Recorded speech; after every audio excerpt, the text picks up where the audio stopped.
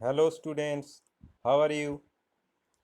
Today we'll start from here, page number 33, uniform and non-uniform motion.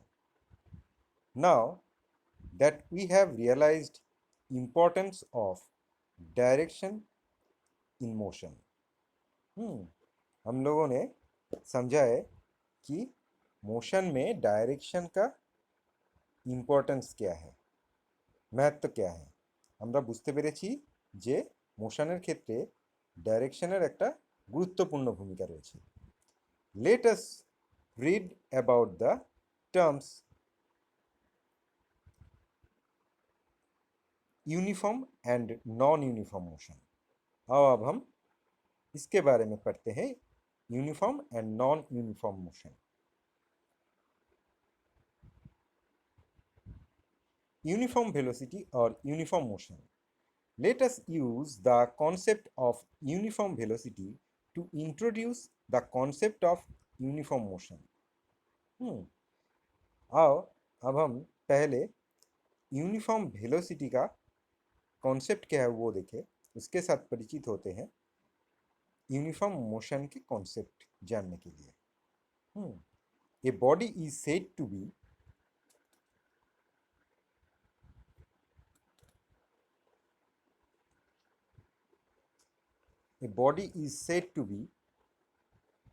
moving with uniform velocity if it covers equal distance in equal intervals of time in a specified direction। कोई moving body uniform velocity में है, ये है अगर वो body equal distance equal interval of time में, मतलब equal time में इक्वल डिस्टेंस कवर कर रहा है किसी स्पेसिफाइड डायरेक्शन में, मतलब किसी निर्दिष्ट डायरेक्शन में। কোনো নির্দিষ্ট ডাইরেকশনে কোনো অবজেক্ট যদি কোনো অবজেক্ট যদি ইকুয়াল ডিস্টেন্স কভার করে ইকুয়াল ইন্টারভ্যাল অফ টাইমে, তাহলে আমরা বলবো সেটা ইউনিফর্ম ভেলোসিটিতে রয়েছে। A body is in uniform motion if it covers equal distances in equal intervals of time in a specified direction। तो एक बॉडी यूनिफॉर्म मोशन में है अगर वो इक्वल डिस्टेंस कवर करता है इक्वल इंटरवल ऑफ टाइम में एक स्पेसिफाइड डायरेक्शन में।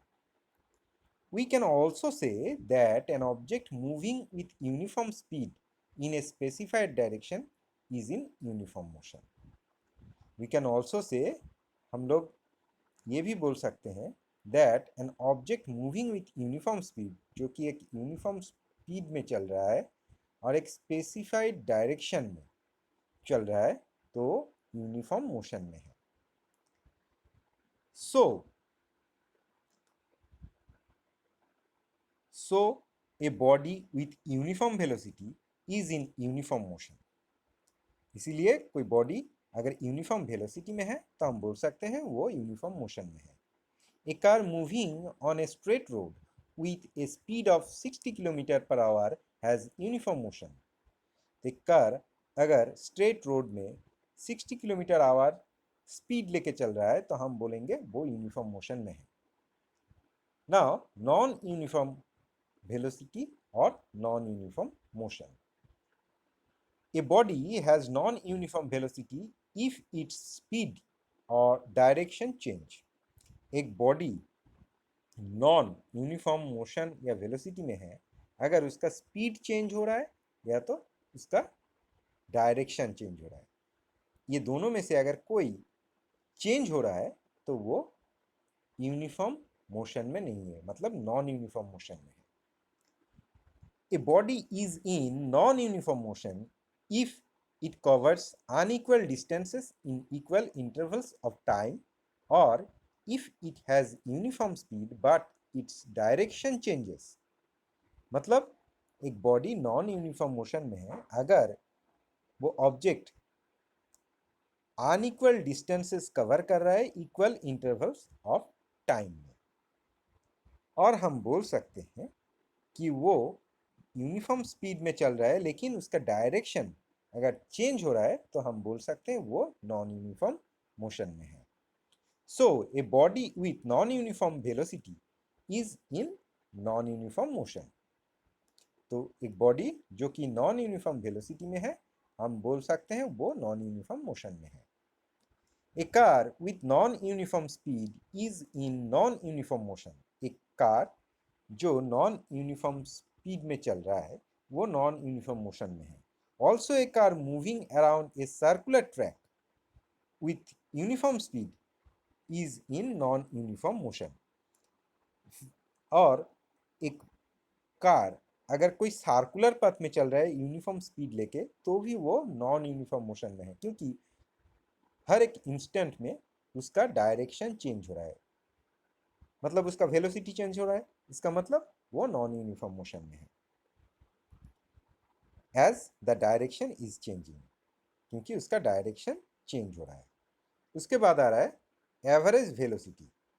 देखो average velocity, to find the average velocity we need to divide total displacement by the total time taken. हमें एवरेज वेलोसिटी निकालने के लिए क्या करना है, एक ऑब्जेक्ट जितना टोटल डिस्टेंस कवर कर रहा है या टोटल डिस्प्लेसमेंट हो रहा है ऑब्जेक्ट का, सॉरी ऑब्जेक्ट का जो टोटल डिस्प्लेसमेंट हो रहा है और टोटल टाइम जो लग रहा है उसमें, तो उस टाइम से अगर टोटल डिस्प्लेसमेंट को डिवाइड करें तो हमें एवरेज वेलोसिटी मिल जाएगा। If the displacement is zero velocity also becomes zero. Now acceleration.